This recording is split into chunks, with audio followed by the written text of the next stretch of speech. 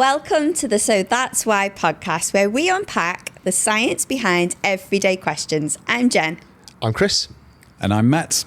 Right, today we're tackling something that most of us experience every single week. Why do Wednesdays feel harder than Mondays? You know that feeling when you wake up midweek and everything just feels heavier than it did 2 days ago? Yes, the midweek slump is definitely real, especially in our office, isn't it, Michelle? And well, to be fair, I've had Wednesday mornings where I've stood in front of the fridge for a full minute, forgotten why I opened it, closed it, and then immediately opened it again, hoping somehow that somewhere something would have changed, but it doesn't. So, yeah, the lights are on, but nobody's home on a Wednesday in my house. And here's what's interesting. While we all love to complain about Mondays, researchers found something surprising when they actually measured how people feel across the week. They certainly did. It was researchers at the University of Vermont who analysed over 2 million internet blogs and Twitter posts, scoring the emotional content of words used throughout the week. Wednesday consistently emerged as the day with the lowest happiness scores. But Monday, the day everyone supposedly dreads, actually ranked the second happiest day of the week, just behind Friday and, of course, the weekend. So we've been blaming Monday this whole time, and Wednesday was quietly being the worst. That's what the data suggests. So in this episode, we're going to explore something a bit different, though. We'll look at what research actually exists about the midweek slump, be honest about where the science is limited, and explore what might be happening based on what we know about fatigue, sleep, and how our brains work. And we could start with what we can actually measure here. So the University of Vermont study I mentioned is robust. It was 2.4 million posts. That is a substantial data set. And the pattern was consistent. So people genuinely express more negative emotions on Wednesdays. There's another fascinating study from the University of Lincoln, and they looked at how we cognitively process different days of the week. So they found that almost 40% of participants confused the current day with the day before or after. And most of those mistakes clustered around Tuesday, Wednesday, and Thursday.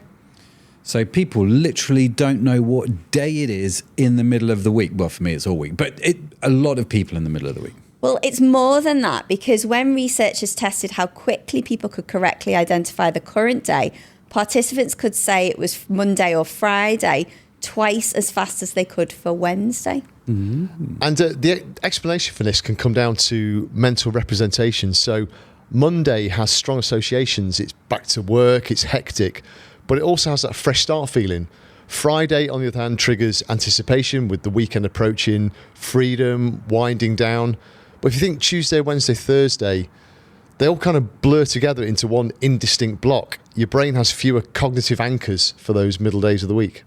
And that's interesting, isn't it? Which might explain why then Wednesday I genuinely have to think about what I did yesterday. But on Monday, I can always tell you what I had for dinner on Sunday. Now, here's where we need to be upfront. When you search for research specifically about why Wednesday's hard, you don't find a wealth of peer-reviewed studies measuring cortisol levels on Wednesdays versus Mondays, or brain scans comparing midweek cognitive function to the start of the week. No, that's right. I mean, can you imagine clearing the budget just to do that study for the sake of it? Yeah. But the Wednesday experience is clearly real. The sentiment data proves that millions of people feel it, but the specific biological mechanisms haven't been extensively studied in a Wednesday context. What we can do is look at the science that tells us about fatigue, about sleep, about cognitive load, and consider how we might apply these things to the midweek pattern. So we're being honest then that the science is a bit thin on the ground for this specific question. Exactly. So let's explore what might be happening based on what we do know. A big factor is sleep debt that you'll hear us talk about a lot on this podcast, and it's well-researched territory. Studies show that the average adult gets just over half an hour less sleep on weeknights compared to weekends. That's a deficit that accumulates night after night after night. And the research on recovery is sobering. It can take up to 4 days to recover from just 1 hour of lost sleep. So if you're slightly undersleeping Sunday through Tuesday night, by Wednesday morning, you're carrying the accumulated weight of several nights of inadequate rest. So even if each night is only slightly short, it's adding up like, a bit like an overdraft, I suppose, that no one's paying off, right? Yeah, that's a reasonable way to look at it, I suppose. And research shows that over 75% of people with sleep debt take no measure to address it during the week. Most of us simply kind of grinding through to trying to get to the weekend. And what's particularly relevant is that the weekend catch-up sleep doesn't fully reset the clock. Studies suggest it can take up to 9 days to completely eliminate the accumulated sleep debt. So even a good lie-in on a Saturday doesn't mean you start Monday fully recovered. I know, we're always full of the joys of spring, aren't we? Yeah. Lions are still good, aren't they? Definitely. Decision fatigue is another well-established phenomenon that might contribute. And so every choice you make, from what to wear to how to respond to an email, it draws from a limited pool of mental energy. And research also shows that decision-making quality declines as we make more decisions. So there was one study that found judges were significantly more likely to grant parole early in the morning and right after lunch breaks when their mental resources were fresh. But by the end of the day, when they were they'd had decision-heavy sessions, they defaulted to the easier option of denial. Dun, dun, dun. So I guess by Wednesday then, after 2 days of workplace decisions piling up, I'm basically, what you're telling me, Jen, is the equivalent of a tired judge just saying no to everyone. Yep. The problem is I'm now just picturing you as a grumpy judge in your wig and robes. Why grumpy? Anyway. If we look at it in terms of your brain, the area that handles complex thinking and deliberation, it doesn't have unlimited capacity. So after sustained use, performance starts to drop. And unlike physical fatigue, when you clearly feel tired, mental fatigue is sneakier. You might not realise your decision making is deteriorated. You just feel like everything's a bit harder than it should be. So what about the psychological side? Is there something about Wednesdays that feels different from Thursdays, even though they're both midweek? What's going on there? So this is where the concept of temporal distance comes in. So Wednesday sits at the maximum distance from both weekends. Looking backward, the previous weekend has completely faded, but then looking forward, the next weekend still feels so far away. That's exactly it. So on Monday, research suggests people are still mentally connected to the weekend that just passed. That positive residue hasn't completely worn off. And by Thursday, there's a little bit of anticipation building that the weekend is close enough to feel real. But Wednesday is stuck then in no man's land, I guess, isn't there? Where there's no imminent relief to look forward to and no sort of recent rest to draw on.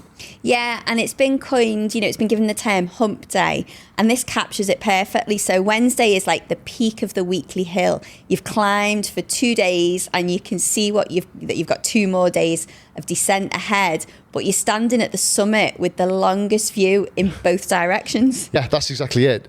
But whether this psychological positioning directly affects our biology is harder to say, but it certainly seems likely that feeling trapped at the furthest point from rest could compound other fatigue effects. Okay, so pulling this together, we have solid evidence that people feel worse on Wednesdays, and we have plausible mechanisms from sleep and fatigue research, but we're connecting dots rather than citing Wednesday-specific studies, right? Yeah, I think that's a fair summary. So the lived experience is validated by data. The mechanisms are an educated inference based on well-established research about fatigue, sleep debt, cognitive load.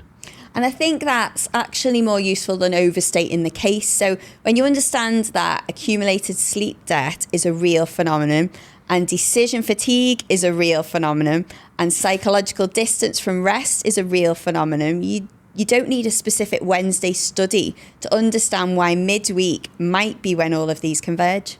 Yeah, it's like a culmination of factors that happens to land on Wednesday, isn't it? Because it's just where it sits in our weekly structure. Exactly. Wednesday is just usually the point where that accumulated weekly strain peaks before recovery comes into view. Okay, so what might help based on what we know? So if sleep debt accumulation is part of the picture, which it usually is, then consistent sleep across the week matters more than weekend catch-ups. The research is clear that regular sleep patterns serve us better than a run of low sleep and then trying to have a line at the weekend to compensate.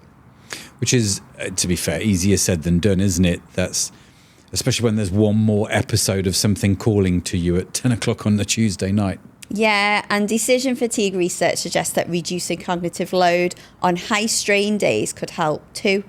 But if Wednesday is your low point, that might not be the day to tackle your most complex decisions. No, exactly right. And some people find that front-loading demanding work earlier in the week when your resources are fresher and saving more routine tasks for midweek works better with their natural patterns than trying to work against them. So Wednesday becomes a day for ticking off the simple stuff rather than reinventing the wheel then? Well, it's worth experimenting with, and building in small things to look forward to midweek might help with that temporal distance problem. Something that breaks up the long stretch between weekends, and certainly bringing chocolate into the office helps as well. Mental notes. Hint, hint. One of the things I find interesting about this whole topic is how our weekly structure creates its own biological and psychological pressures. So the 7-day week with 5 days of work and 2 days of rest is no kind of natural law. It's something we've constructed, and our bodies are basically trying to cope with it. And our bodies and minds respond to that structured in patterned ways. Whether or not we have a complete scientific picture of why Wednesdays feel hard, the pattern is real enough that millions of people experience it. Yeah, and it's validating to know it's not just me struggling to remember my own name by Wednesday afternoon as well. I'm not going to lie. No, and the study data I referred to proves you're in good company. And understanding the likely mechanisms, even without definitive Wednesday research, it gives you something concrete to work with. Sometimes the most useful thing is simply knowing that an experience is normal and shared, and you're not failing. You're responding to accumulated pressures in a completely predictable way. So, why do Wednesdays feel harder than Mondays? So Wednesdays sit at the point of the week where accumulated sleep debt, decision fatigue and psychological distance from rest all converge together. So it's probably not that Wednesday has magical properties that make it terrible. It's that our weekly patterns create a natural low point, and Wednesday is where it lands.